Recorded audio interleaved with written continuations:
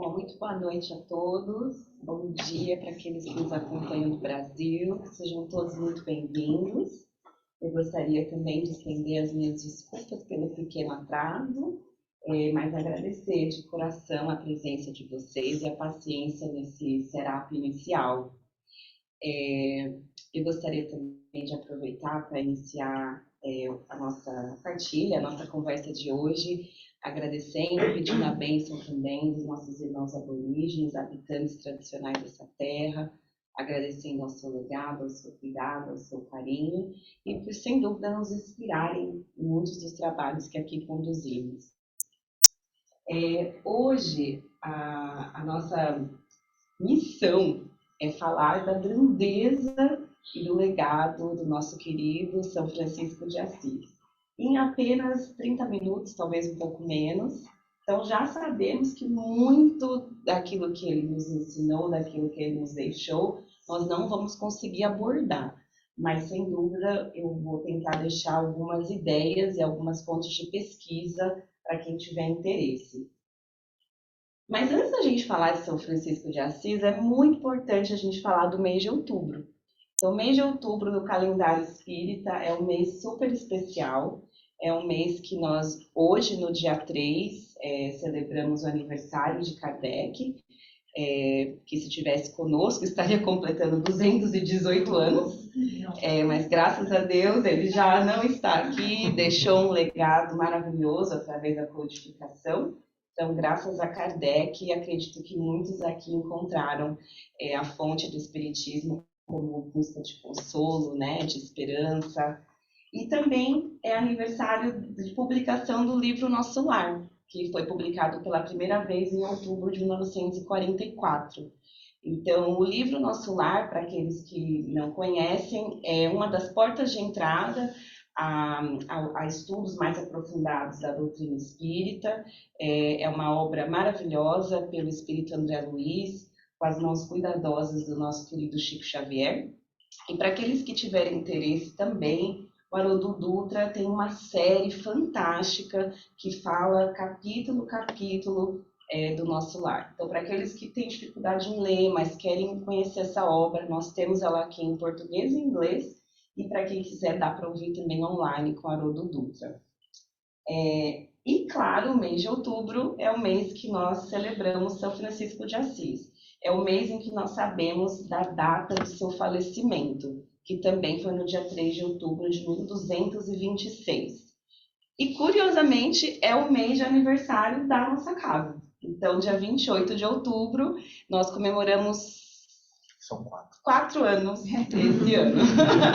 4 anos de pós, né? Porque nós já o centro já funcionava antes, ficou um período parado ou com menos atividades, né? E voltando com o público há 4 anos atrás. Certo, produção? É isso, né?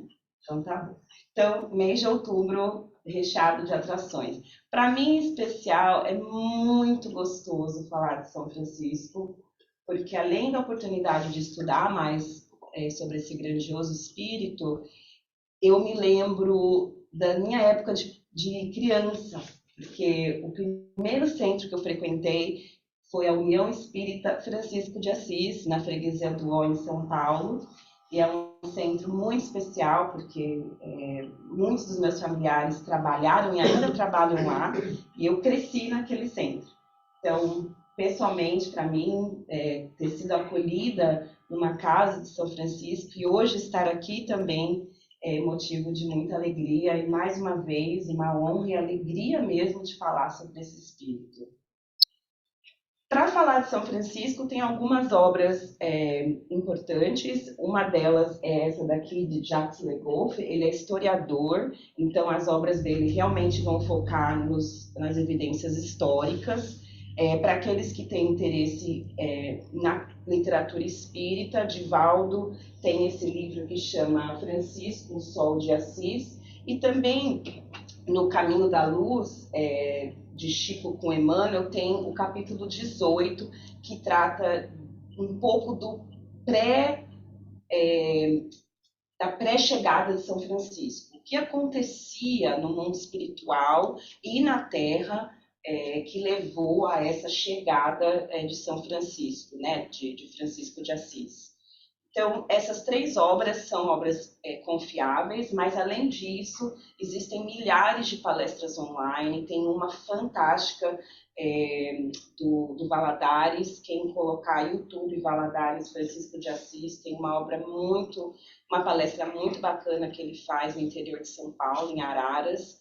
Tem uma fantástica também que chama Francisco de Assis e o Lobo de Gúbio, pelo Dr. Marco Antônio. Eu tenho esses links, quem tiver interesse pode vir falar comigo. E alguns filmes, se colocar no YouTube, filme de São Francisco de Assis tem uma porção, inclusive alguns em italiano.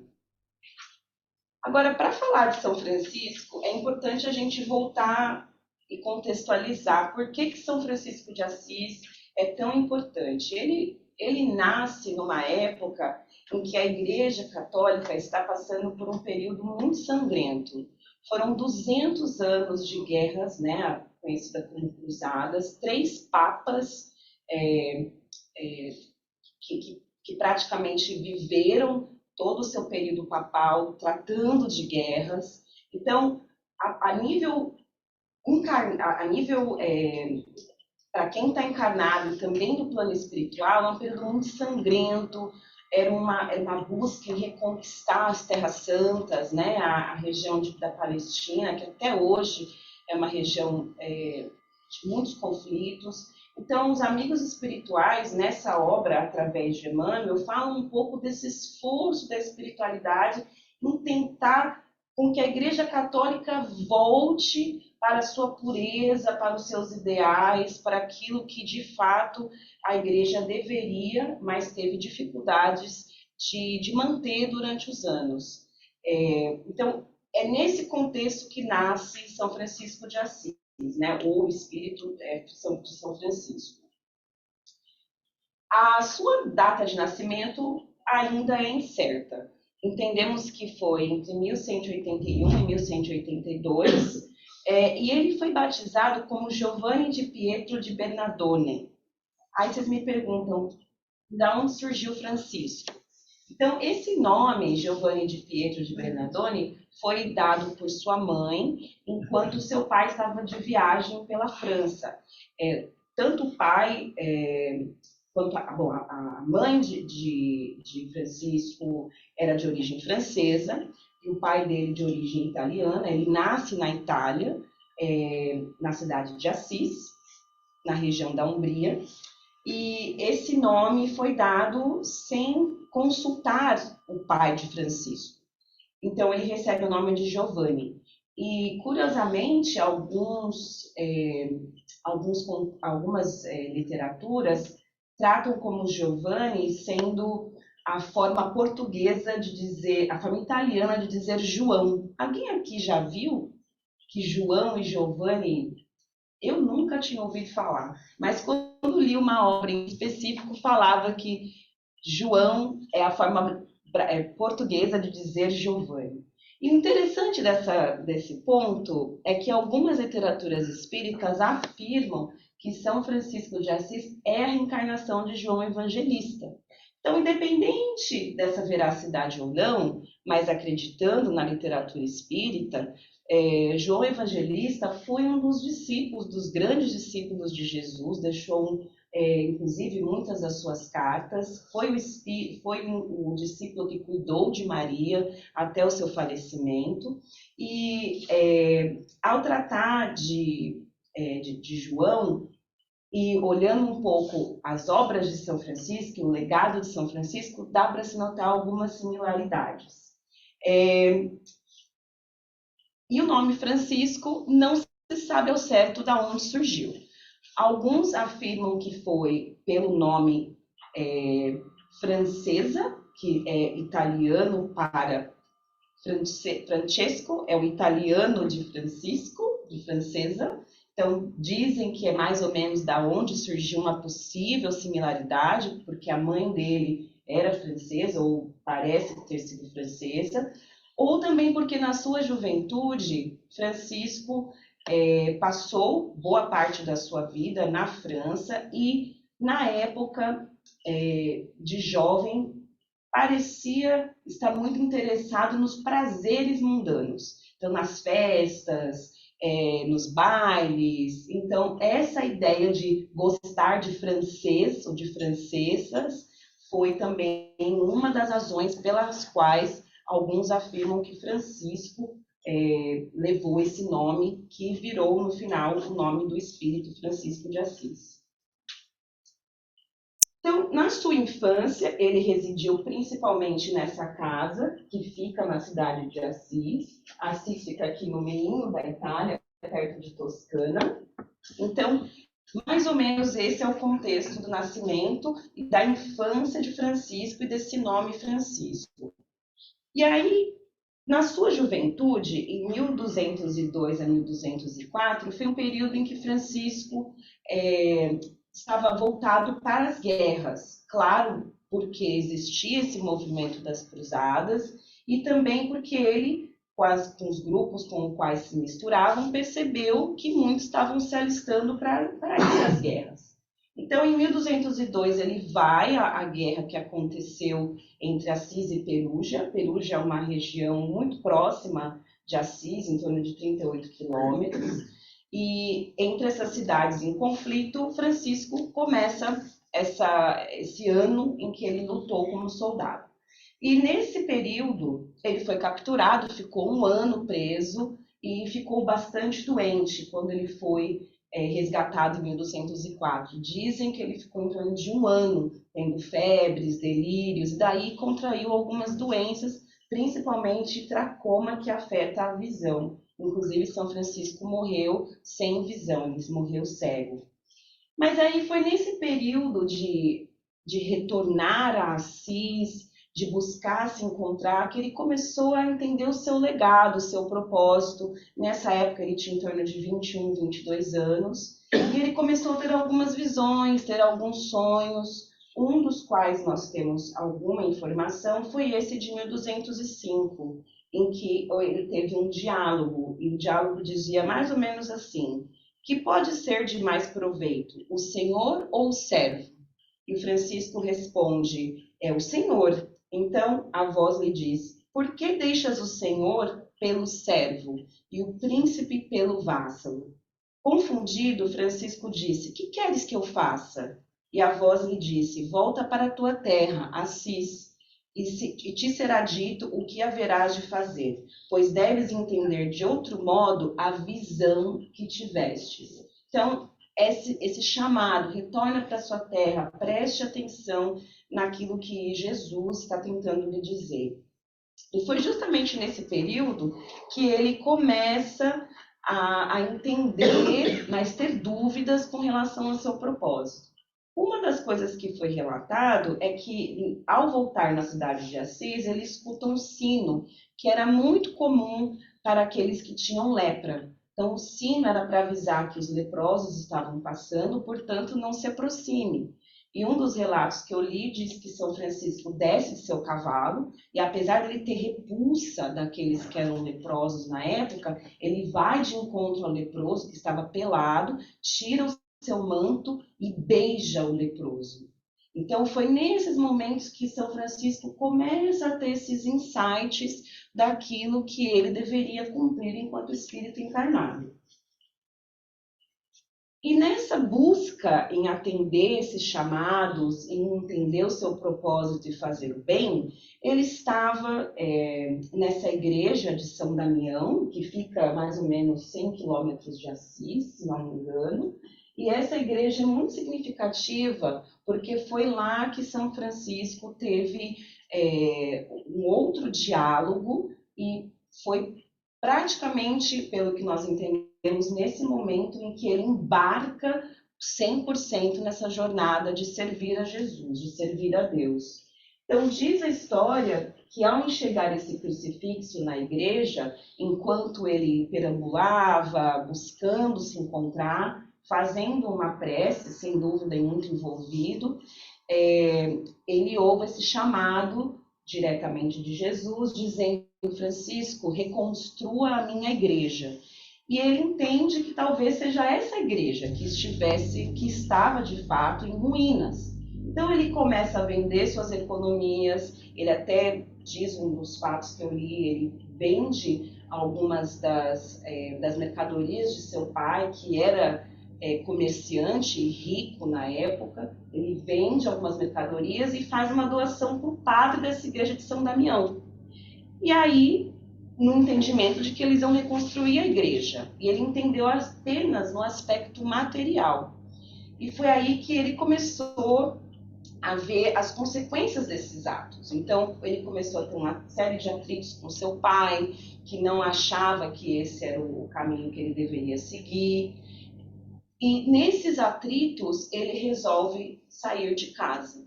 E foi aí que ele se dedicou integralmente e nunca mais voltou atrás às obras da igreja. Ele, inclusive, começa a trabalhar de pedreiro na ideia de reconstruir as igrejas que estavam em ruínas. Inclusive, a igreja de São Pedro foi uma das quais ele teve atuação de pedreiro mesmo, recolocando a casa, essa igreja em reconstrução. Mas aos poucos ele vai entendendo que o seu legado é muito maior do que isso. É reconstruir a obra cristã, é reconstruir os valores que Cristo nos deixou. Então, foi mais ou menos nesse período em que ele começa a fundar a Ordem dos Franciscanos, convertendo a todos com a sua palavra, com o seu entendimento, com o seu amor, com o seu trabalho. E esse encontro com Inocêncio III foi de suma importância, porque ele era um dos papas, e ele era o papa, e ele precisava autorizar o trabalho de São Francisco. E por ele não achar que São Francisco vinha com interesses que eram de acordo com o da igreja, a princípio ele nega o encontro com Francisco. Então Francisco está lá tentando convencer o Papa a fazer esse trabalho, a servir aos pobres, com o exemplo do leproso que ele encontrou, e ele tinha uma ordem muito rígida, então era ordem de pobreza absoluta, não poderiam viver em igrejas ou monastérios, e eles deveriam se entregar a cuidar dos pobres, era isso que dizia. Não eram apenas aqueles que estavam em situação de pobreza, mas aqueles em situação de miséria, aqueles que estavam esquecidos. Então foi nesse encontro com Inocêncio que a princípio diz a ele, vá e tente pregar isso aos porcos. Eles vão, São Francisco e mais dois que o acompanhavam, que não tem o nome, vão, pregam aos porcos, voltam todos cheios de lama e exigem então falar com o Papa. Então o Papa teve aquele insight, que eles realmente estavam fazendo aquilo que ele disse que ia fazer. Então ele concede uma audiência, autoriza a Ordem dos Franciscanos começarem. Diz Emmanuel que a Ordem dos Franciscanos, nesse livro A Caminho da Luz, que chegou a 200 mil seguidores. Então você imagina, na época de 1200, 1220, em torno de 200 mil seguidores da Ordem dos Franciscanos, que viviam com esses objetivos, castidade, pobreza absoluta e dedicação intensa a cuidar daqueles mais necessitados. A Ordem dos Franciscanos buscava seguir à risca essa passagem que se encontra no Evangelho de Mateus, que diz: Ide, disse o Salvador, e proclamai em todas as partes que o reino dos céus está aberto. Vós recebestes gratuitamente, dai sem receber pagamento. Não leveis nem ouro, nem prata, nem cobre em vossos cintos, nem um alforje, nem uma segunda túnica, nem sandálias, nem um cajado de viajante, pois o trabalhador merece ser sustentado. Em qualquer vila em que entrardes, procurai alguma pessoa digna e hospedai-vos com ela até partirdes. E quando entrardes em uma casa, saudai-a. Se a casa for digna, desça sobre ela a vossa paz. Mas se não for digna, torne para vós a vossa paz. Então, os franciscanos eram itinerantes. Eles iam realmente de ponto em ponto, de casa em casa, tratando daqueles com maior necessidade, sem levar nada a não ser a roupa que eles vestiam. E contavam muito com essa hospitalidade daqueles com os quais eles cruzavam o caminho. Essa história de São Francisco é bastante interessante, importante ser mencionada, porque, como a maioria deve saber, São Francisco é considerado padroeiro dos animais, né? E é interessante, porque São Francisco via Deus nos animais, ele via a criação nos animais, independente da ordem em que esses animais estavam. Então, ele buscava tratar os animais como ele tratava qualquer um daqueles que o seguiam ou daqueles que ele servia. E por isso ele era sempre acompanhado e rodeado de animais que ou estavam passando ou que cruzavam o seu caminho. E ele era conhecido na cidade de Assis e também aos arredores como aquele que cuidava dos animais. E em Gúbio, que é uma das cidades da Itália, diz uma lenda que havia esse lobo, e esse lobo muito voraz, né, agressivo, estava não só comendo alguns dos rebanhos, mas também causando muito medo aos trabalhadores da cidade de Gúbio. E São Francisco de Assis, quando soube dessa história, ficou preocupadíssimo com o lobo, porque a cidade e os moradores estavam planejando em capturar o lobo, e ele sabia que o lobo ia ser sacrificado. Então, São Francisco, diz essa lenda, vai até a cidade de Gúbio e aos arredores buscando esse lobo. E a lenda diz que ele conversa com o lobo, no sentido de entender o porquê ele estava fazendo aquilo. E São Francisco se responsabiliza em alimentar o lobo e levá-lo até a cidade para convencer aos trabalhadores de não matá-lo. Claro que isso existe um aspecto lendário, mas essa história é contada justamente para tentar lembrar do trabalho e do cuidado que São Francisco tinha com os animais. Agora, o final da vida de São Francisco, pelo que nós entendemos, foi um final tranquilo. Ele começou a adoecer, mais ou menos em 1224, e nessa de adoecer, ele começou a fazer menos viagens, menos aparições públicas, até o seu falecimento em 1226. Ele foi canonizado 2 anos depois pelo Papa Gregório IX, que vai pessoalmente à cidade de Assis canonizá-lo. Um dos maiores legados de São Francisco, além de ter criado a Ordem dos Franciscanos, foi também ter incentivado as Ordens das Clarissas, que, assim como São Francisco, acreditavam e pregavam essa vida de entrega e de cuidado aos mais necessitados. Esse legado maravilhoso de cuidar dos animais, de cuidar do meio ambiente e, sem dúvida, de exercício intenso ao amor no próximo. Então, nós aqui da Casa São Francisco de Assis, não só acreditamos em São Francisco, mas buscamos a inspiração e buscamos ser guiados e orientados pelos espíritos que trabalham na Ordem dos Franciscanos até hoje. Claro que São Francisco enfrentou muitas dificuldades, ele peregrinou de Egito, a Síria, a Palestina, a Espanha, a Itália, e nem sempre foi compreendido, mas nunca desistiu. Inclusive, ele precisou reformar a igreja, reformar a Ordem dos Franciscanos, e por um período antes da sua morte, ele começou a se ausentar, por perceber que aqueles que o seguiam, ao invés de continuarem com os ideais que nós lemos anteriormente no Evangelho de Mateus, começaram a se entregar para as luxúrias da igreja. Mas ele continuou fiel ao seu ideal de seguir o Cristo e de buscar abdicar de qualquer necessidade material, lembrando sempre que servir aos pobres e ao meio ambiente era a sua maior intenção. Então, essa é mais ou menos uma bem rápida biografia de São Francisco, pelo tempo que nós temos hoje. E eu gostaria de finalizar, então, com a prece de São Francisco, que muitos já ouviram, mas que sempre é de suma importância lembrar e buscar orar. Então, eu convido a todos para fecharem os seus olhos.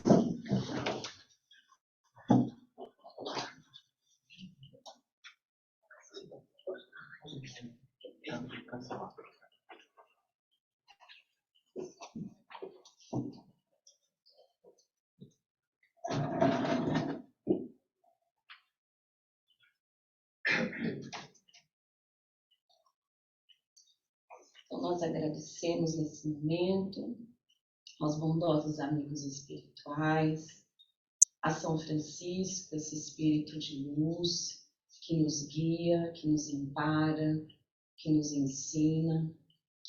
E pedimos para que essas bênçãos recaiam sobre nós, aos nossos familiares, aos nossos amigos, aos nomes que foram mencionados na caixinha de oração, aqueles mais distantes em várias partes do mundo, que todos nós possamos ser tocados pelo amor desse grande Espírito, que possamos entender a sua missão, o seu trabalho, e que possamos buscar interiorizar aquilo que for de valor para nós, em busca sempre de fazer o bem, seguindo os passos de Jesus. Como Francisco mesmo colocou em sua prece, Senhor, fazei de mim um instrumento de vossa paz. Onde houver ódio, que eu leve o amor. Onde houver ofensa, que eu leve o perdão. Onde houver discórdia, que eu leve a união. Onde houver dúvida, que eu leve a fé. Onde houver erro, que eu leve a verdade. Onde houver desespero, que eu leve a esperança. Onde houver tristeza, que eu leve a alegria. Onde houver trevas, que eu leve a luz. Ó Mestre, fazei que eu procure mais consolar que ser consolado, compreender que ser compreendido, amar que ser amado, pois é dando que se recebe, perdoando que se é perdoado, e é morrendo que se vive para a vida eterna. Que a paz do nosso querido Mestre envolva a todos, envolva nesse momento a câmara de passe, para que todos que ali passarem possam se sentir confortados, aliviados de suas dores e angústias. Para aqueles que estão nos acompanhando online, que esses breves momentos também sejam de envolvimento, onde as suas águas serão magnetizadas, onde os espíritos visitarão os seus lares, buscando ali harmonizá-los, onde quer que estejam, que a paz do nosso querido Mestre, do nosso querido Francisco, esteja nos nossos corações. Que assim seja.